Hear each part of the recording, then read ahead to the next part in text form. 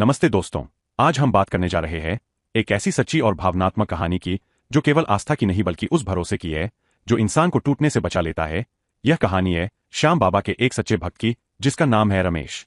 दोस्तों, यह कहानी हमें कई साल पीछे एक छोटे से गांव में ले जाती है जहां न तो बड़ी इमारतें थी और न ही चमकदमक वाली जिंदगी। वहां सिर्फ मिट्टी की खुशबू थी, खेतों की हरियाली थी और एक साधारण परिवार था जिसमें रमेश पैदा हुआ। रमेश का परिवार पीढ़ियों से खेती किसानी से जुड़ा हुआ था।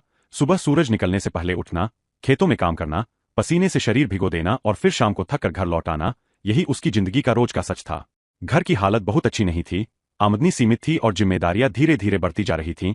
लेकिन इन सबके बीच रमेश के घर में एक चीज हमेशा बनी रही और वह था श्याम बाबा का नाम और उनकी भक्ति। रमेश की मां हर सुबह घर के आंगन में दीपक जलाती थी, श्याम बाबा का नाम लेती थी और यही सिखाती थी कि अगर जिंदगी में कुछ भी समझ ना आए तो श्याम बाबा का नाम लेकर आगे बढ़ जाना, रास्ता अपने आप बन जाएगा। बचपन से ही रमेश के मन में यह बात बैठ गई थी कि पैसा भले कम हो, साधन भले सीमित हों, लेकिन अगर श्याम बाबा साथ हो तो कोई भी संकट बड़ा नहीं होता। समय बीतता गया, रमेश बड़ा होने लगा और उसके कंधों पर परिवार की जिम्मेदारियां आने लगीं। खेतों की उपज कभी अच्छी होती तो कभी बिल्कुल नहीं, कई बार कर्ज लेना पड़ा और कई बार हालात ऐसे बने कि घर चलाना भी मुश्किल हो गया। दोस्तों, यही वह समय था जब रमेश की जिंदगी में सबसे बड़ा संघर्ष शुरू हुआ, क्योंकि मेहनत के बावजूद भी हालात साथ नहीं दे रहे थे और मन के अंदर एक डर बैठने लगा था कि आगे क्या होगा। ऐसे कठिन समय में भी रमेश ने कभी श्याम बाबा का नाम नहीं छोड़ा। वह जब भी टूटता, जब भी थकता, तब खाटू श्याम का नाम लेकर खुद को संभाल लेता और फिर से काम में लग जाता। एक दिन हालात इतने खराब हो गए कि रमेश को लगा कि अब शायद सब खत्म हो गया है। खेतों में फसल खराब हो चुकी थी, कर्ज बढ़ चुका था और घर में चिंता का माहौल था। उस रात रमेश को नींद नहीं आई। वह देर रात तक जागता रहा और फिर उसने मन ही मन श्याम बाबा से बात की। उसने कोई बड़ी मांग नहीं की, उसने बस इतना कहा कि हे श्याम बाबा, अगर आपने मुझे अपना माना है तो मुझे सही रास्ता दिखा दीजिए। दोस्तों, यहीं से शुरू होती है वह यात्रा जो रमेश की जिंदगी को पूरी तरह बदलने वाली थी। लेकिन यह बदलाव किसी जादू की तरह अचानक नहीं आया, बल्कि यह विश्वास, धैर्य और भक्ति से धीरे धीरे आगे बढ़ा। रमेश ने उसी दिन यह तय कर लिया कि चाहे हालात जैसे भी हों, वह मेहनत भी करेगा और श्याम बाबा पर भरोसा भी बनाए रखेगा, क्योंकि उसने यह मान लिया था कि इंसान का काम है कोशिश करना और परिणाम श्याम बाबा पर छोड़ देना। अगले कुछ महीनों में रमेश ने खेती के साथ साथ छोटे छोटे काम भी करने शुरू किए। कभी किसी के खेत में मजदूरी, कभी शहर जाकर दिहाड़ी, लेकिन हर कमाई में वह श्याम बाबा का धन्यवाद जरूर करता। धीरे धीरे रमेश के भीतर एक अलग ही आत्मविश्वास पैदा होने लगा था। उसे लगने लगा था कि कोई अदृश्य शक्ति उसके साथ खड़ी है जो हर कदम पर उसका मार्गदर्शन कर रही है। दोस्तों, यही वह समय था जब रमेश की जिंदगी में पहला संकेत मिला, एक ऐसा संकेत जिसने उसे यह एहसास दिलाया कि श्याम बाबा ने उसकी पुकार सुन ली है। लेकिन यह संकेत क्या था, यह संकेत कैसे मिला और इसके बाद रमेश की जिंदगी ने कौन सा नया मोड़ लिया, यह हम जानेंगे इस कहानी के अगले हिस्से में। यह कहानी सिर्फ रमेश की नहीं है दोस्तों, यह हर उस इंसान की कहानी है जो मुश्किल समय में भी विश्वास नहीं छोड़ता और अपने इष्ट देव पर भरोसा बनाए रखता है। दोस्तों, पिछले हिस्से में आपने देखा कि कैसे रमेश की जिंदगी संघर्षों से भरी हुई थी, कैसे हालात बार बार उसे तोड़ने की कोशिश कर रहे थे, लेकिन श्याम बाबा पर उसका विश्वास उसे हर बार संभाल लेता था। और अब कहानी उस मोड़ पर पहुंचती है जहां से रमेश की जिंदगी धीरे धीरे बदलना शुरू होती है। रमेश को अब यह एहसास होने लगा था कि सिर्फ मेहनत ही काफी नहीं है, सही दिशा और सही समय भी जरूरी होता है। और इसी सोच के साथ उसने अपने काम करने के तरीके में बदलाव लाना शुरू किया। खेती के साथ साथ उसने नए तरीकों के बारे में सोचना शुरू किया। बेहतर बीज, बेहतर मेहनत और फसल को सही जगह बेचने की समझ, यह सब बातें उसने धीरे धीरे सीखनी शुरू कर दी। दोस्तों, रमेश हर काम शुरू करने से पहले श्याम बाबा का नाम जरूर लेता था। वह मानता था कि अगर शुरुआत सही हो तो अंत भी सही होता है, और यही आदत उसकी ताकत बन गई। एक दिन रमेश को गांव में किसी ने सलाह दी कि अगर वह मेहनत के साथ समझदारी भी लगाए तो नुकसान से बाहर निकल सकता है।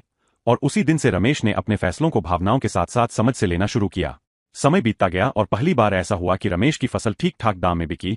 भले ही मुनाफा बहुत ज्यादा नहीं था, लेकिन नुकसान नहीं हुआ, और यही बात उसके लिए बहुत बड़ी राहत थी। उस दिन रमेश ने मन ही मन श्याम बाबा को धन्यवाद दिया और महसूस किया कि यह कोई इत्तेफाक नहीं बल्कि बाबा की कृपा का पहला साफ संकेत था।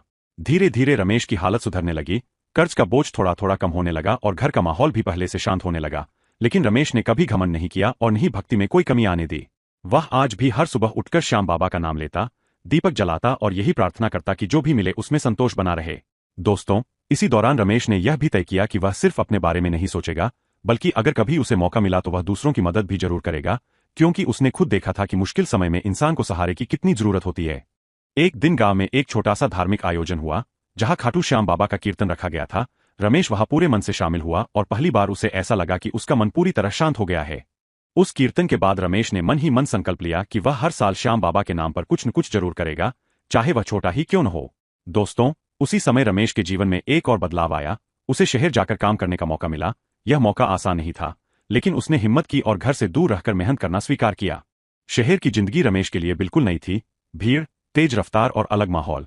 लेकिन रमेश ने खुद को भाल लिया, क्योंकि उसे पता था कि यह सब वह अपने परिवार और भविष्य के लिए कर रहा है।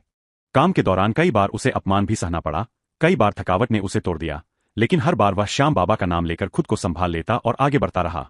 धीरे धीरे उसकी मेहनत रंग लाने लगी, उसकी आमदनी स्थिर होने लगी और उसने फिर से खेती में भी निवेश करना शुरू किया, इस बार पहले से ज्यादा समझदारी के साथ। दोस्तों, रमेश की जिंदगी अब पटरी पर लौटती हुई दिखाई दे रही थी, लेकिन कहानी अभी खत्म नहीं हुई थी, क्योंकि असली परीक्षा और असली कृपा अभी सामने आनी बाकी थी। रमेश को अब यह महसूस होने लगा था कि श्याम बाबा ने उसे सिर्फ संभाला ही नहीं है, बल्कि उसे आगे बढ़ने का रास्ता भी दिखाया है, और यही विश्वास उसे हर दिन मजबूत बना रहा था। लेकिन दोस्तों, जिंदगी हमेशा सीधी नहीं चलती। जैसे ही रमेश को लगा कि सब ठीक हो रहा है, वैसे ही एक ऐसी घटना हुई जिसने फिर से उसे सोचने पर मजबूर कर दिया। यह घटना क्या थी, रमेश ने इस चुनौती का सामना कैसे किया, और श्याम बाबा की कृपा ने उसे किस तरह बचाया, यह हम जानेंगे इस कहानी के आखिरी हिस्से में। अब कहानी पहुंचती है अपने सबसे अहम और भावनात्मक मोड़ पर, क्योंकि यही वह समय था जब रमेश की जिंदगी की असली परीक्षा शुरू होने वाली थी और श्याम बाबा की कृपा सबसे साफ रूप में सामने आने वाली थी। दोस्तों, जब रमेश को लगने लगा था कि अब हालात संभल रहे हैं, तभी अचानक एक बड़ा झटका आया। जिस काम से उसे उम्मीद थी वही काम रुक गया। शहर में उसकी नौकरी छूट गई और एक बार फिर जिंदगी उसे उसी मोड़ पर ले आई जहां से वह शुरू हुई थी। इस बार फर्क सिर्फ इतना था कि पहले रमेश डर जाता था, लेकिन अब उसके अंदर एक अजीब सा भरोसा था। उसे लग रहा था कि श्याम बाबा उसे यूं ही बीच रास्ते में नहीं छोड़ेंगे। रमेश वापस अपने गांव लौटा। लोगों ने तरह तरह की बातें की।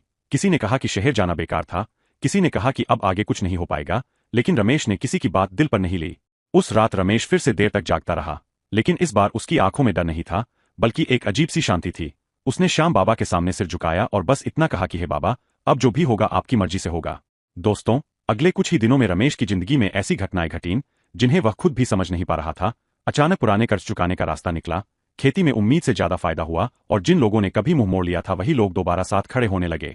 रमेश ने इस बार कोई जल्दबाजी नहीं की, उसने धैर्य रखा, सही फैसले लिए और हर कदम पर श्याम बाबा को याद किया। उसे अब समझ आ गया था कि असली ताकत पैसा नहीं बल्कि विश्वास होता है। धीरे धीरे रमेश ने अपने गांव में एक पक्के घर का सपना पूरा किया। उसने अपने माता पिता की जरूरतों का ध्यान रखा और गांव के लोगों की मदद भी शुरू की, क्योंकि वह जानता था कि श्याम बाबा की कृपा सिर्फ अपने तक सीमित नहीं रखनी चाहिए। दोस्तों, रमेश का नाम अब गांव में सम्मान से लिया जाने लगा था। लोग उसे उसकी दौलत से नहीं बल्कि उसकी सोच और उसके व्यवहार से पहचानने लगे थे। रमेश का एक सपना और था। वह चाहता था कि उसके गांव में जरूरतमंद लोगों के लिए मदद की कोई व्यवस्था हो, और श्याम बाबा की कृपा से उसने धीरे धीरे उस दिशा में भी कदम बढ़ाने शुरू कर दिए। आज रमेश की जिंदगी पूरी तरह बदल चुकी है, लेकिन सबसे खास बात यह है कि इस बदलाव ने उसे घमंडी नहीं बनाया, बल्कि और ज्यादा विनम्र बना दिया। दोस्तों, रमेश आज भी खुद को श्याम बाबा का वही साधारण भक्त मानता है, जो बस मेहनत करता है और परिणाम बाबा पर छोड़ देता है। यह कहानी हमें यही सिखाती है कि अगर हालात कितने भी खराब क्यों न हो, अगर विश्वास सच्चा हो और मन साफ हो तो रास्ता जरूर निकलता है।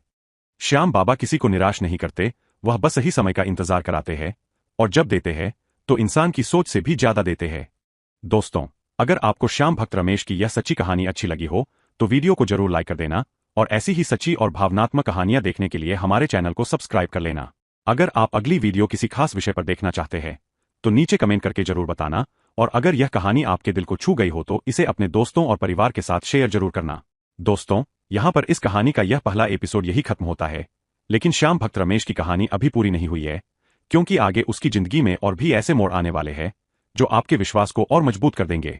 अगर आपको यह वीडियो पसंद आई हो, अगर इस कहानी ने आपके दिल को छुआ हो, तो वीडियो को लाइक जरूर कर देना, और ऐसी ही सच्ची भक्ति और प्रेरणादायक कहानियां देखने के लिए चैनल को सब्सक्राइब जरूर कर लेना। अगर आप चाहते हैं कि श्याम भक्त रमेश की आगे की कहानी हम जल्दी लेकर आए तो नीचे कमेंट करके जरूर बताना, और इस वीडियो को अपने दोस्तों और परिवार के साथ शेयर करना मत भूलना। दोस्तों, श्याम भक्त रमेश की कहानी का पार्ट 2 बहुत जल्द आने वाला है, जिसमें आप देखेंगे उसकी जिंदगी का अगला और सबसे बड़ा मोड़। तो मिलते हैं अगली वीडियो में, तब तक के लिए जय श्री श्याम बाबा। अपना विश्वास बनाए रखिए।